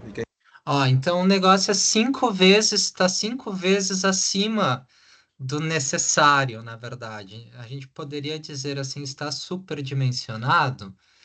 Podemos dizer que está superdimensionado. Só que é o tipo de coisa que é melhor que esteja superdimensionado. Não é, é bom que esteja superdimensionado, né? Porque normalmente, não é como se você fosse fazer grande economia, mudar o cano, né? De mudar a espessura do cano. Ah, não, vamos fazer com cano de 75 em vez de cano de 100. Não é como se estivesse fazendo uma grande economia ou fazendo, tipo, salvando muitos centímetros, né? Então, é como eu disse, vão usar o cano de 75 mais em situações que é um telheiro, assim, sabe? Que é uma coisa bem pequena, uma marquise, né? Uma coisinha. Informada nessa célula aqui. Portanto, uma calha com essas propriedades é capaz de drenar toda a água da chuva que precipita sobre o telhado. Podemos testar aqui diferentes valores e verificar se a calha continua atendendo. Veja aqui que nessa ilustração aparecem as dimensões da calha que informamos na entrada de dados. Aqui nós temos a largura interna, a altura da alha molhada e a altura total da calha. Essa altura total para uma calha do tipo retangular é calculado pela planilha como sendo a altura da alha molhada mais 2/3 da altura da alha molhada. Vamos dimensionar agora uma calha com a seção do tipo semicircular. Ó, reparem que aqui embaixo, em verificações na tabela, até já aparece, ok, a calha suporta vazão. Ou seja, é tão mastigado que essa comparação aqui entre a vazão do telhado e a capacidade da calha, ele criou uma função para já uma célula para dar essa resposta aqui para a pessoa não ter nem que pensar muito, sabe? Então venho aqui e escolho semicircular. E o tipo de material eu vou colocar como sendo plástico. Veja que ao mudar o tipo de seção da calha, ocorreu uma mudança também na ilustração. Essa é uma coisa que eu acho interessante nessa planilha. Ela possui ilustrações dinâmicas, que mudam de acordo com as informações que são inseridas aqui na entrada de dados. A inclinação eu vou manter como sendo de 0,5%. A altura da alha molhada eu vou manter como sendo 6. E o diâmetro interno eu vou mudar para 15. Veja que a altura total da calha corresponde à metade do diâmetro, que nesse caso aqui é de 15 centímetros. E aí agora observem aqui ó, no campo de saída que antes eu disse que estava tipo 5 vezes mais dimensionado, né? Agora tá 1,5 vezes, né? Tá, tipo, não, Tá o dobro? Não, dobro e meia, né? Tá, tipo, ah, dobro e meia, né? 2,5 vezes, assim, dimensionado, ó. Era para 100. 100 é o que, 98 litros por minuto é o que precisa. É uma calha que aguente 98 litros por minuto. Mas com essas medidas que ele está colocando, a calha aguenta 257,33 litros por minuto. Então, ainda está bem, né? Tá mais que o dobro. Então, a altura ficou como sendo de 7,5 cm. Eu vou diminuir essa altura da alha molhada, para não ficar muito próximo da altura total da calha. Vou abaixar aqui para 5 centímetros. Veja que uma calha semicircular com essas propriedades que informamos possui uma capacidade de vazão de 183,06 litros por minuto, que é superior à vazão de chuva que precipita sobre o telhado, que nesse nosso exemplo é de 98 litros por minuto. Portanto, uma calha com essas propriedades atende. Vamos dimensionar agora o condutor vertical. Eu vou escolher aqui um condutor. O tipo de material será o plástico, porque geralmente utilizamos o tubo de PVC. O diâmetro interno eu vou colocar aqui como sendo de 75 milímetros. E a taxa de ocupação eu vou colocar como sendo de 25%. E o que seria essa taxa de ocupação? Se posicionarmos o cursor do mouse sobre essa célula aqui, veja que irá aparecer esse balãozinho contendo informações sobre a célula em questão. Veja que está escrito que é recomendado que a taxa de ocupação seja inferior a 33,33%. Vocês viram que deu com cano de 75 milímetros, né? Que é o menor cano que a gente pode usar. Então, tu vê, com um cano só de 75 já tá atendendo ali, ó, tá? Ah, é um telhado pequeno, né? Então, E que outros autores e normas internacionais recomendam que essa taxa seja em torno de 25%. Por esse motivo, eu estou adotando aqui uma taxa de ocupação de 25%.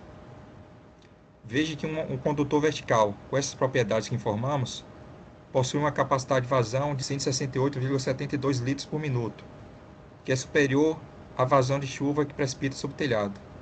Então, o condutor com essas propriedades é capaz de drenar toda a água da chuva que precipita sobre o telhado. Vamos ver se ele continua sendo capaz de fazer essa drenagem com diâmetro interno menor, por exemplo, de 50 milímetros. Veja que com diâmetro interno de 50 milímetros e com essas outras propriedades aqui, o condutor vertical não é capaz de drenar a água da chuva que precipita sobre o telhado. mas por norma nem poderia ser, tá? Por norma nem poderia fazer de 50, começa a partir de 75, ainda que exista, né? Vocês vão dizer, mas por que que tem? O mercado é que nem escova. Escova de dente a gente só deve usar escova macia, extra macia. E por que que tem aquelas escovas de cerda dura, não sei o quê? Que tem gente que acha que riscar o esmalte do dente é limpar o dente. Arrancar as gengivas e limpar as gengivas. Então, como tem gente que compra, né? O mercado produz, mas para tubulação de pluvial a gente tem que começar a partir de 75, não usaria de 50, né? Isso daí seria para outras Porque sua coisas. capacidade de vazão reduz para 57,23 litros por minuto, que é inferior a 98 litros por minuto, que é o volume de chuva que precipita sobre o telhado. Então eu vou retornar aqui para o diâmetro interno de 75 milímetros. Vamos dimensionar agora o condutor horizontal. Eu vou escolher aqui um condutor horizontal. O material também será o PVC, ou seja, plástico. Eu vou colocar um diâmetro interno de 75 milímetros e uma inclinação de 1%. Veja que um condutor horizontal com essas propriedades que informamos possui uma capacidade de vazão de 133,32 litros por minuto, que é superior à vazão de chuva que precipita sobre o telhado. Então, esse condutor com essas propriedades é capaz de drenar toda a água da chuva que precipita sobre o telhado. Vamos ver se ele continua sendo capaz de fazer essa drenagem com diâmetro interno menor, por exemplo, 50 milímetros. Veja que ele não é capaz, porque sua capacidade de vazão reduz para 45,22 litros por minuto.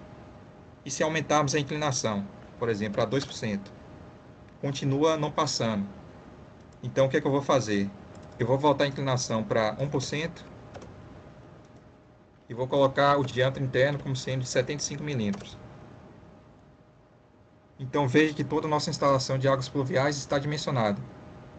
Toda a água da chuva que precipita aqui sobre o telhado é direcionada por gravidade para a calha, da calha é drenada pelo condutor vertical até chegar na caixa coletora, e da caixa coletora é drenada para a rua através do condutor horizontal. Geralmente não nos preocupamos com o dimensionamento dessa caixa coletora, porque esse condutor horizontal é dimensionado para ter uma capacidade de vazão sempre superior à vazão de chuva que precipita sobre o telhado. Então toda a água da chuva que chega aqui nessa caixa é imediatamente drenada pelo condutor horizontal. Não ocorre o acúmulo de água aqui. Se quisermos imprimir o memorial de cálculo desse dimensionamento que fizemos, podemos clicar nesse botão. Fazendo isso, é gerado o PDF do memorial com passo a passo de todos os cálculos que foram realizados. Podemos consultar também o memorial nessa segunda aba da planilha.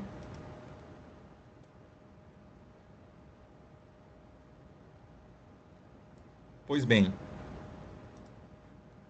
como eu disse no início do vídeo, o que obtivemos para esse lado aqui do telhado é válido para o outro, devido à simetria. E aí, Matheus, fácil, né? Com essa tabela aí, sim, né, senhor? É uma barbada. Com essa tabela é muito boa, né? Tipo, eu achei. Acho que vale a pena. Quer dizer, como eu disse, é uma tabela barata, né? Ali eu fui ver quanto é que o cara tá vendendo a 40 pila. É uma tabela que acho que para quem tem um. Não que esses cálculos não sejam. É fácil de fazer o cálculo, vocês também viram que o cálculo não é o bicho, né? Só a questão é que ah, apertar os dedos na calculadora que pode dar o erro, né? Porque tem umas fórmulas ali levantadas numa potência de 2/3, aí tem que ser uma calculadora científica.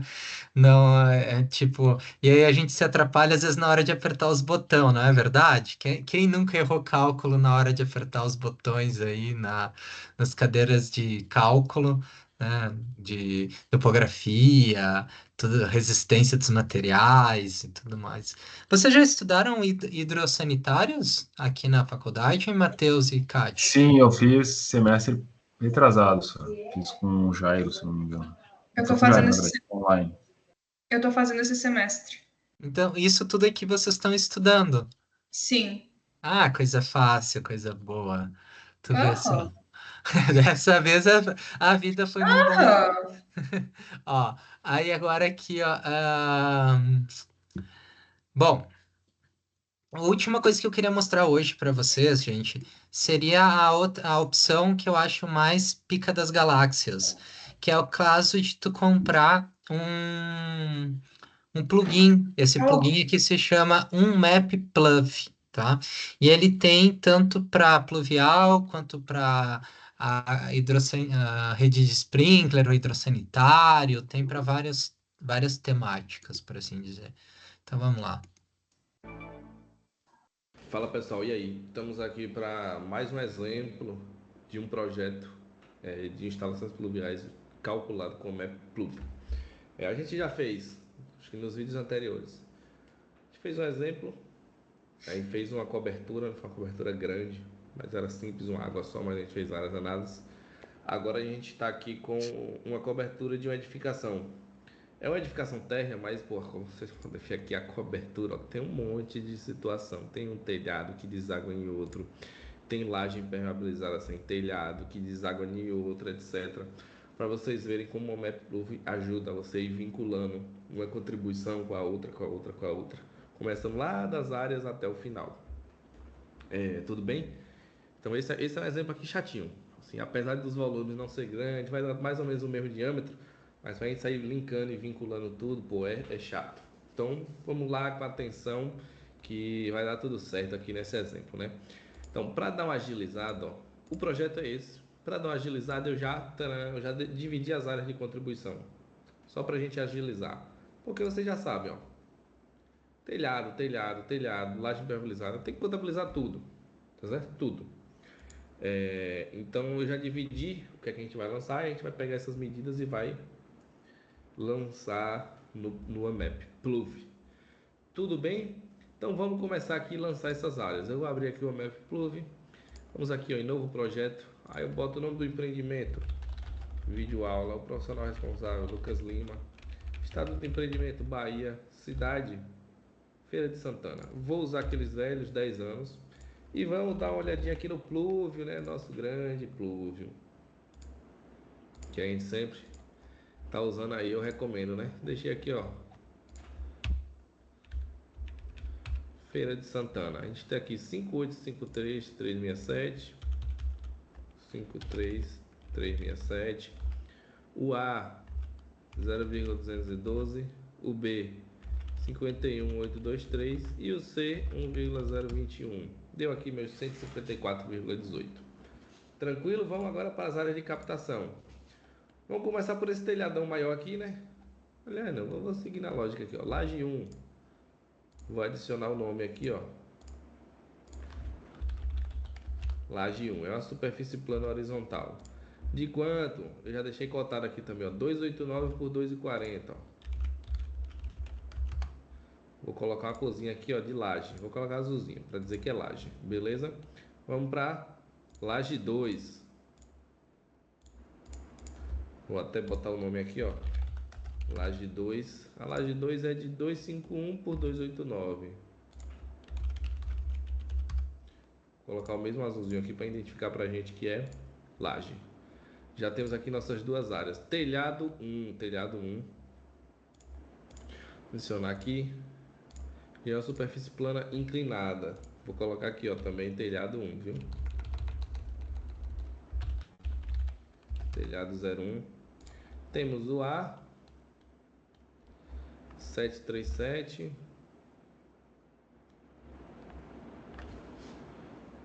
Vamos só dar uma olhadinha aqui em qual é a direção, né? Esse telhado 1, ele é o das lajes, né?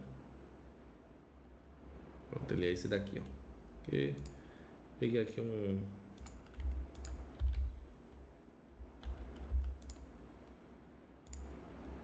Pronto, é isso mesmo. Não vou considerar esse recortezinho aqui porque não faz muita diferença, né? Mas então, o B aqui é 737, o B 7,37, o A 5,17. E aí a inclinação dele é quanto?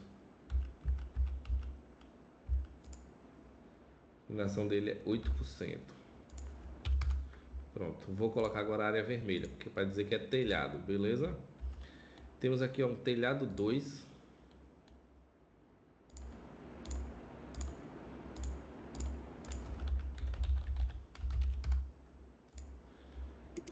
Tudo, o pessoal já viu aí. Por que treinar apenas 10 minutos é melhor do que 1 hora? A maioria dos especialistas